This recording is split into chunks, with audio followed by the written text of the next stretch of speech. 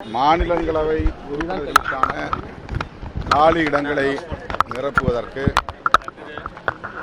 திராவிட முன்னேற்றக் கழகத்தின் சார்பில் 4 வேட்பாளர்கள் இன்று வேட்புமனு தாக்கல் செய்துள்ளனர். 3 பேர் திராவிட முன்னேற்றக் கழகத்திலிருந்தும் ஒருவர் மக்கள் நீதி மையத்தின் சார்பில்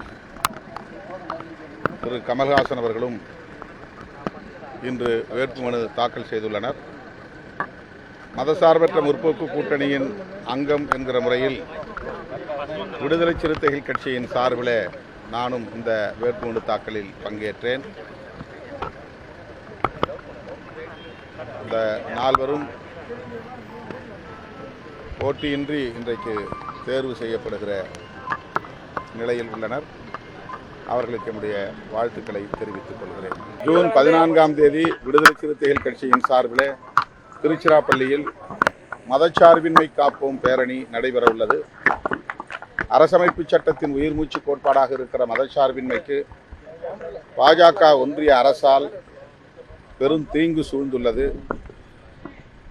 அரசமைப்பு சட்டத்தை பாதுகாப்பதன் மூலம்தான், குறிப்பாக மதச்சார்பின்மை கோட்பாட்டை பாதுகாப்பதன் மூலம்தான் ஒரு புதிய இந்தியாவை, பாகுபாடற்ற இந்தியாவை உருவாக்கிட இயலும்.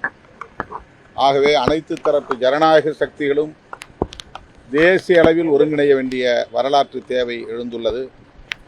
திருச்சிராப்பள்ளியில் விடுதலை சிறுத்தைகள் ஒருங்கிணைக்கும் மதச்சார்பின்மை காப்போம் பேரணியில் சிறுத்தைகள் மட்டுமின்றி ஜனநாயக சக்திகள் பரவலாக பங்கேற்க வேண்டும் என்று அழைப்பு விடுக்கிறேன்.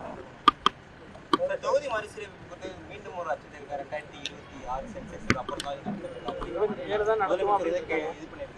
அதே போன்ற இபிஎஸ் அவர்களும் தொகுதி மறுசீரமைப்பு இடம் குறைந்தால் தன்னோட முதல் பொருளாக மத்திய செயல்படுத்துகிறது.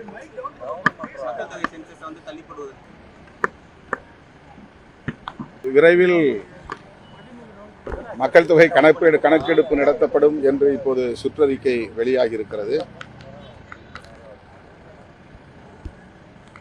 அது சாதிவாரி கணக்கெடுப்பு என்கிற அடிப்படையிலே இந்த மக்கள் தொகை கணக்கெடுப்பு நடைபெறும் என்கிற அறிவிப்பும் வெளியாகி இருக்கிறது.